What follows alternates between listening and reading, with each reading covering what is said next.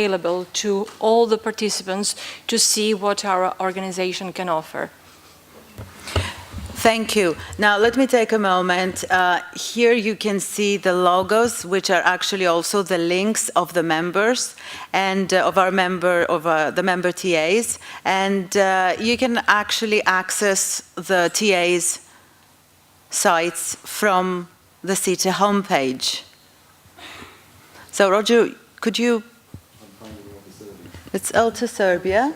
It's this one. Up. Just above TESOL Slovenia. The blue one? This one. Okay, so now we can go to the ELTA Serbia website. Alexandra, you might want to tell us a few things about your upcoming conference. Yes. The upcoming conference will be held in Novi Sad on the 8th and 9th of April with speakers such as Jim Scrivener. Could you please go just down? Yes, that's it. Well, that is the announcement for the 9th ELTA conference. Okay, and could you please go to ELTA Happy Day? There were offers for membership fees, so reduced prices for membership fees and for conference fees. That is Novi Sad, panoramic view, a nice city.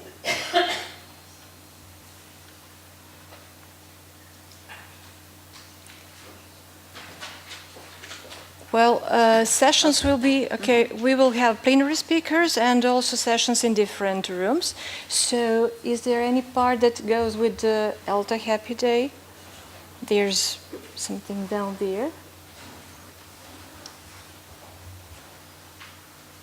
That is the program, so you can access the program, provisional conference program.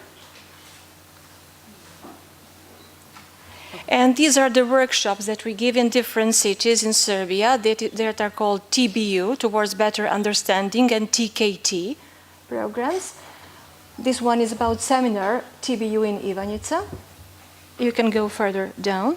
Okay, maybe. Okay. Just a couple more minutes. And this is the one that I want to show you.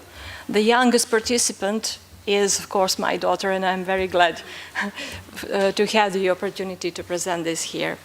So that was about presenting ELTA Serbia. So you're welcome to visit our site and get to know more about its activities. Thank you. Thank you, Alexandra. And, well, ELTA Serbia conferences are definitely great. Thank you. Dora, as a TESOL board member, TESOL Macedonia-Thrace board member, how do you think we benefit? I think that what's valuable is that we are able to share expertise, share ideas, share our thoughts and difficulties again about organizing things, about sponsorship. There are many things involved when you are in the board, so it's nice to have people to work with. Thank you, Dora. Because along with the open courses for teachers, we do run courses, and there are fora for the boards only. So we get to communicate with each other and exchange ideas. Lindsay. As I'm not a member of one of the boards of the teaching associations, I'm not really in a position to say. The only thing is that looking at a site like this, it is, as Dora was saying, very useful to have a single place where you can find out where all the local things are happening at the same time. Especially for someone like myself who has to go to lots of conferences, it's very good to see when each one is and when the call for papers is, because it's this time of year where usually there's a lot on at the same time. And so it's helpful to keep that all organized in one place. Thank you. Finally, Nick. One of the advantages, I think, is a lot of people who settle within their own teachers' association and stay within that kind of group I mean, that's good because you're with a group of people who share the same experiences that you do and share the same problems that you do. But it can be very interesting to sort of knock your ideas up against people from other situations, other circumstances, and find out how things are different in their country or within their teachers' association. You know, it's great.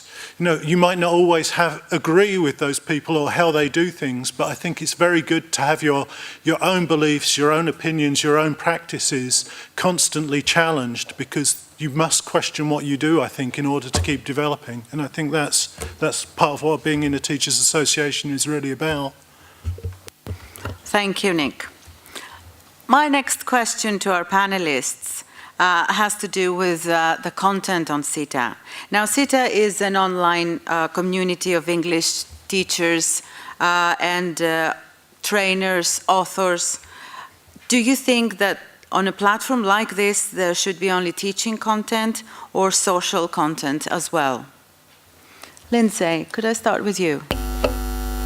This is an interesting question in general, which I want to throw back to the audience, because the lines between social and professional and school and social and personal and professional are getting increasingly blurred now online. For something like SEETA and a teaching organization and a community of like-minded professionals and so on, all on equal footing, I think, yeah, great. I think having social stuff as it emerges, it depends what you want to do with what kind of social stuff you want to do there. I'm also interested in sort of the general blurring between the social and the professional that happens partly on Twitter and on Facebook. I don't know how many of you have Facebook groups with your students. I'm hearing lots of different things about this, about, you know, how if you do Facebook, for example, with your school or university, do your students see your social profile? Or do you have a separate kind of group for that? So I'm kind of interested in this whole professional and social thing online. Coming back to the question, though, I think it's fine to have social content as well.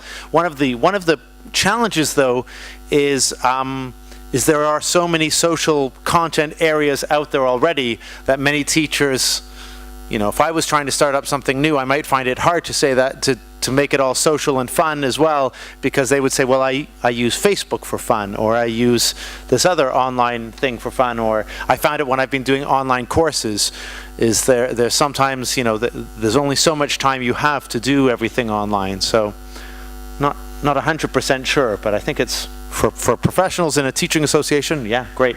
Mm-hmm. Thank you. Dora, what do you think? Before I discovered SEETA, I had tried to find forums, fora and sites where I could exchange ideas, because I was a very young teacher and I needed guidance and help. The thing is that most of the sites I entered, maybe accidentally, were a bit too social. The discussions were carried away and I didn't get anything from them. I think that SEETA shouldn't have only teaching content, because then you don't have all the aspects of a teacher's life. It's not only the teaching as a profession. There are many things. I think it should be something in between. It should be social up to a point. I think the point is difficult. Right, yeah, but it is a community after all, yeah, rather than a resource site. Thank you. Alexandra. Well, when it comes to social content and issues, well, I think it could be a chance to compare and contrast some of the ideas. For example, the way that English classes are organized at different levels and age groups in different countries. For example, conditions that are present or that we have in our schools. For example, the number of students in each class, furniture or equipment that we possess for our work. You know, we have different seminars and presentations, but when we come to the classrooms, we face, how to say, difficult reality. Somehow we realize that we cannot apply some of the things that we would like to, or that are presented to us on the seminars. I think that we can also exchange the ideas on conditions for teacher development, and maybe such things such as number of classes that we have a day, or number of classes per week, or maybe salaries or whatever. May come as a social issue. For example, we can compare whether we teach in the morning classes or in the afternoon classes, or what time our classes start and finish, etc., etc. So these things could be also interesting to compare between these teachers' associations. Thank you. Welcome. Nick. I believe that most good learning or teaching content is social in its nature, and it encourages social interaction. So I think, to build social interaction around learning goals, around teacher training goals, about development goals, just makes sense. I mean, most knowledge is socially constructed. It's not constructed by individuals working on their own. It's constructed by societies sharing ideas with each other. So learning should be a social experience. Thank you. Now, I'd like to invite you to ask our panelists questions related to SEETA or online communities. And questions, anybody?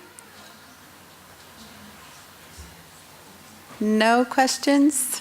Yes? Do you host there individually, or do you have to be a member? I mean, it doesn't have to have a teachers association. I'll answer this one.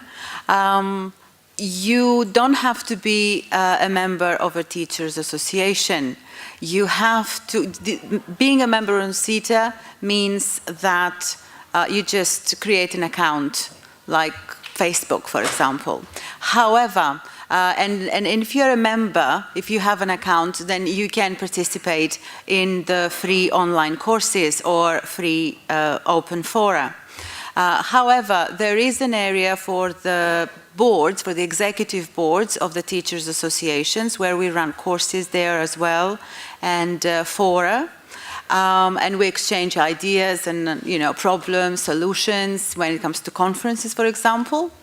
But I'll take this opportunity to let our members know, and the members of other teachers' associations, that from September 2011, we will start online courses, not fora, but courses with tasks and a certificate of attendance at the end.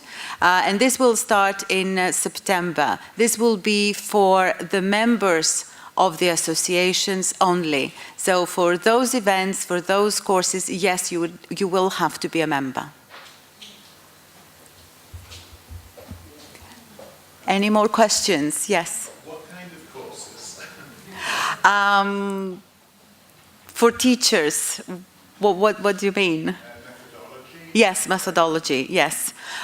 Some things, for example, I have one title, which is How to Create Your Own Material. Yes, and it will be probably 4 or 5 a year, running for about 2 weeks. Sounds interesting. Yes, we think it will be very, very interesting and very useful to our members. Any more questions? Yes, please. Camila. Have people using SEETA ever carried out any research or had a research group to do classroom research?